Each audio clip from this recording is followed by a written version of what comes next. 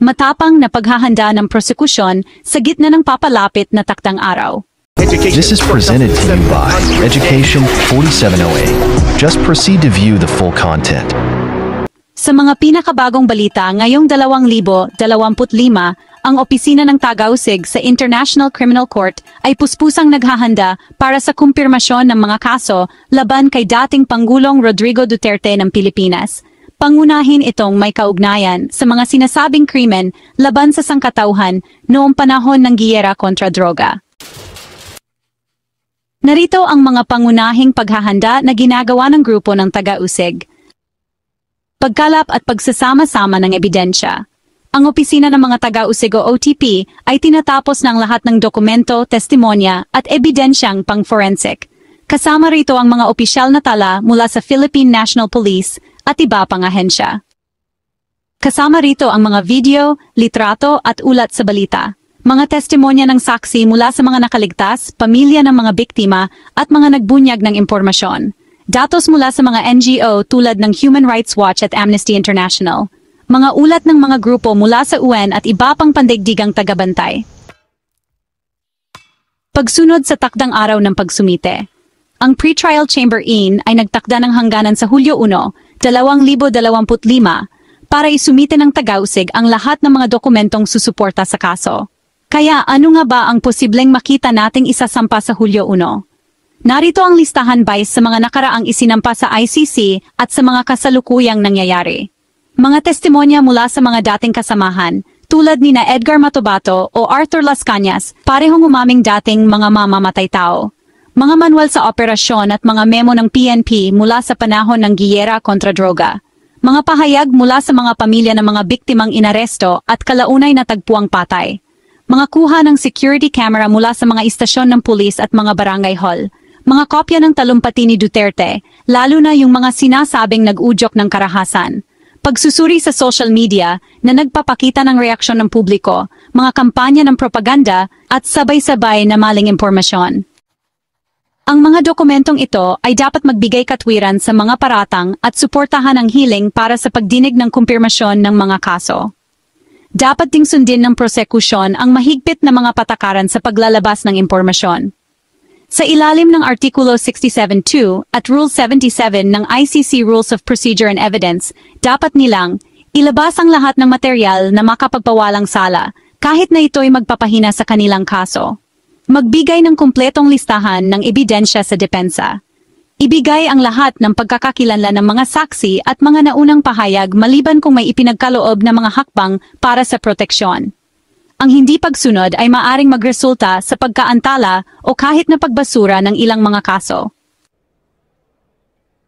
Tungkol sa proteksyon at suporta sa mga saksi, ang OTP ay nakikipagtulungan sa ICC Victims and Witnesses Unit para masiguro ang kaligtasan at pagiging lihim ng pagkakakilanlan ng mga pangunahing saksi.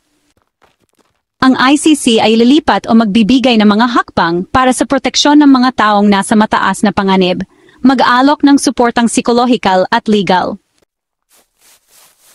Para sa legal na pangangatwiran at estratehiya, ang mga taga-usig ay bumubuo ng isang matibay na salaysay tungkol sa responsibilidad ng commander na nangangatwirang si Duterte ay may mabisang kontrol sa mga puwersa ng Estado.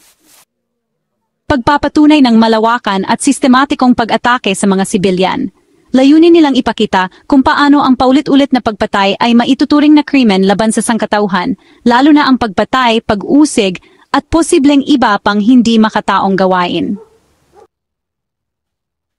At para sa komposisyon at koordinasyon ng grupo, ang punong taga-usig ay si Karim A.A. Khan KC na kasalukuyang pinalitan dahil siya ay naka-leave, suportado ng isang dedikadong grupo ng mga senior na abogado sa paglitis at mga investigador. Sila ay mga analis na partikular sa bansa at mga tagapayo sa kultura, mga eksperto sa mga sistemang politikal ng Timog Silangang Asya. Ang grupong ito ay mahigpit na makikipagtulungan sa mga kinatawan ng biktima, mga pandaigdigang NGO, mga legal na eksperto sa batatas konstitusyonal ng Pilipinas at hustisyang kriminal. Para sa pakikilahok ng biktima, ang ICC ay aktibong nangongolekta ng mga aplikasyon mula sa mga biktima na nais makilahok sa mga pagdinig.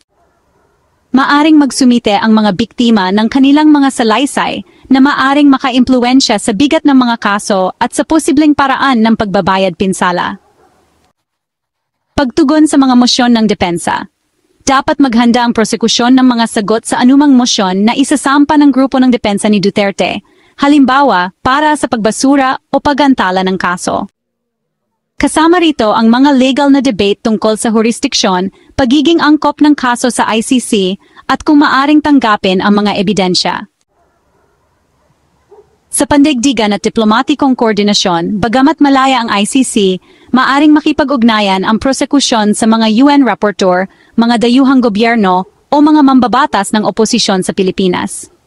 Mahalaga ba ang takdang araw sa grupo ng prosekusyon? Hindi lang ito basta takdang araw para sa proseso. Ito ay isang sandali para sa pananagutan. Para sa mga pamilya ng mga biktima, ito ang kanilang unang tunay na pagkakataon na marinig ang kanilang mga boses sa buong mundo. Para sa ICC, ito ay isang pagkakataon upang ipakita na ang pandaigdigang hustisya ay nananatiling aktibo kahit na may mga makapangyarihang estado na tumututol.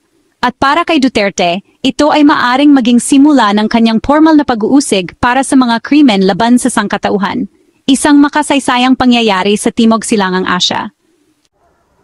Minomonitor nila ang anumang panghihimasok o mga pagsisikap ng mga kaalyado ni Duterte na siraan ng ICC o pakialaman ng ebidensya. Darating na ang Hulyo 1. Ang mga papeles ay isasara, ang ebidensya ay isusumite, ang korte ay magpupulong.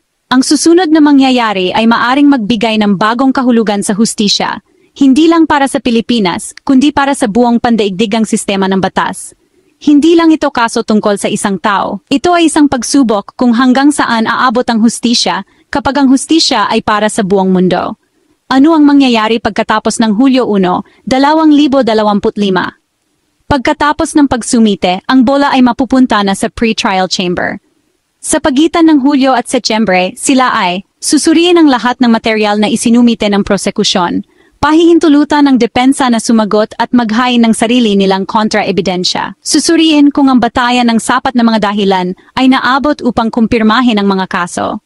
Kung makumpirma, si Duterte ay haharap sa isang buong paglilitis, kasama ang mga bukas na pagsusuri sa mga saksi sa korte, cross-examination at posibleng hatol sa taong 2026 o 2027. Kung nakatulong sa inyo ang video na ito, pindutin ang like button at ang notification bell icon, mag-subscribe at i-share. Kung may mga tanong kayo, i-comment lang sa ibaba at sasagutin namin. Manatiling nakatutok dahil sa susunod ay pag-uusapan natin ang iba pang dapat asahan tungkol sa proseso ng kaso ni Duterte sa ICC at iba pang nilalamang pang-edukasyon. Paunawa, ang video na ito ay para lamang sa layuning pang-edukasyon at impormasyon. Ito ay batay sa mga datos, ulat at pahayag na makukuha ng publiko tungkol sa investigasyon ng International Criminal Court sa mga sinasabing krimen na naganap noong giyera kontra droga sa Pilipinas. Ang nilalaman nito ay hindi naglalayong mag-akusa o humatol sa sinumang tao ng anumang krimen. Ang lahat ng taong nabanggit ay itinuturing na walang sala hanggat hindi napatunayang nagkasala sa korte ng batas. Layunin naming maglahad ng mga beripikadong katotohanan at legal na proseso sa malinaw, balanseng at magalang na paraan. Ang mga pananaw at opinyong ipinahayag ay hindi nilalayong mag-udyok ng galit, karahasan o paninirang puri. Para sa mga legal o opisyal na update, hinihikayat ang mga manonood na kumonsulta sa ICC o sa mga kaugnay na ahensya ng gobyerno ng Pilipinas.